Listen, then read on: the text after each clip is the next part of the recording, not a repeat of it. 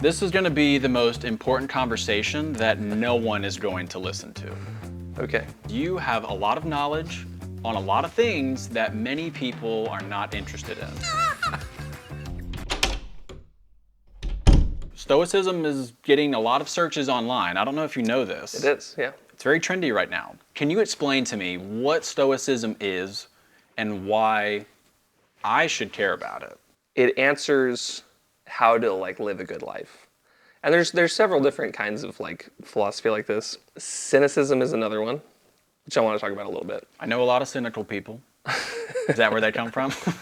No, actually, it's kind of the opposite. With Stoicism, stoic and cynic are two words that kind of have taken on very different meanings in the modern world. The cynical take is, well, you should avoid societal norms, disregard societal norms, and focus on virtue. And then Stoicism answers the same question in a slightly different way, which is you live a good life by fulfilling your duty, by being honorable. And then also a big part of Stoicism is you embrace discomfort and bad things. And you also kind of tune down good things. The most well-known right now Stoic philosophers, it's kind of like the culmination of Stoic philosophy, is Marcus Aurelius. I'm sure you've heard of. Famous emperor. Famous emperor. Wait, he was in Gladiator, right? I believe so, at the beginning of Gladiator. I think. I haven't seen Gladiator. Shocking. Stoicism is very plain. So it's especially meditations, it's a guy writing it to himself as basically pep talks for how to be sure that he's living a good life. It's like a diary.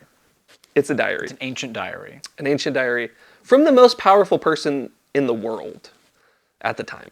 He's complaining that he's complaining a lot of the time. He's like, why am I having a hard time? You shouldn't be dealing with these things. You need to just be basically be a grown up and do the things that you don't want to do. That's more processable than some of the other answers as to how to live a good life. Cynicism is kind of more in line with Christianity. If you look at a lot of how Christ addressed a lot of these problems, it's from a kind of cynical perspective, not in the modern sense of the word cynical, but cynical philosophy. He's saying all these customs, they don't really matter. The important thing is virtue. And so if you pursue virtue, then you'll live a good life. How did you fill your brain with all of this knowledge? Lots of YouTube. Lots of YouTube. It wasn't really YouTube.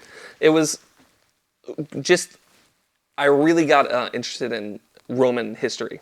You can't really go through Roman history without running into Diogenes and Plutarch and Zeno and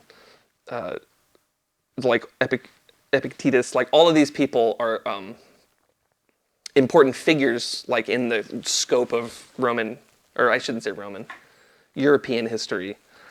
And so if you're looking into those things, you kind of just naturally are going to come across some of these figures.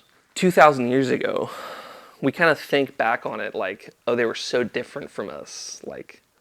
It was such a different time. Oh, they were so barbaric. They really weren't.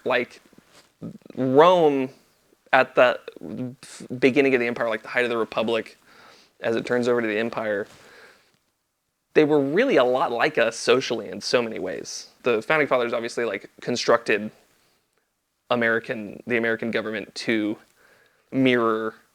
They saw the Roman Republic, which had problems and then obviously collapsed. And so they tried to say okay, we'll just make it so it won't collapse. And that's how we get our checks and balances and things that kind of keep the system going, even though sometimes it's really trying to collapse. Because inherently republics, they're not the most stable. Yeah, I mean, look at Star Wars.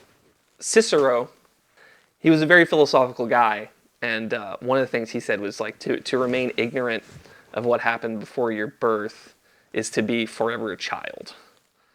And I think that's really true. A lot of these people that are out there searching for answers in the world, there's nothing new that you're going to run into. So if you look backwards instead through history, you're going to find stuff a lot quicker than waiting for new things to come around. The functions of state and the functions of power that exist now are modeled on those things.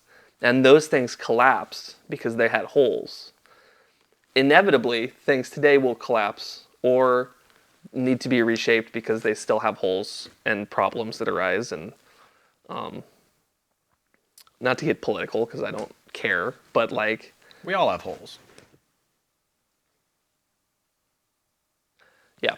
So So what you're saying is that people don't like history. well, I'm saying that people, they don't think it matters. They think it's like boring. They think it's something that like who cares what happened 2,000 years ago? Well, you should care what happened 2,000 years ago because it directly impacts how you live your life today. Roman history is very important because it spills over, like it's a causal chain that goes all the way from, if you really want to take it all the way back, it comes back from like horse raiders in the Indo-European steppe, like all the way till today. There's a wave of history that we're still on and we're still writing. So if you want to like have some kind of idea about where you're going, you have to know about where you came from. Think about that Cicero quote, like to remain ignorant about what happened before your life's to be forever a child. That's kind of how a child comes into the world. They just see what's happening now and that's their milieu and that's great. But as you become an adult, you start to understand what your parents went through and like what their life looked like before you and the way that you have things differently now that they didn't. And now you're an adult. You can kind of see the bigger scope. And I think that should be something that everybody wants, is to be able to see the wider meaning of things. It's hard to do that if you don't have a good sense of history.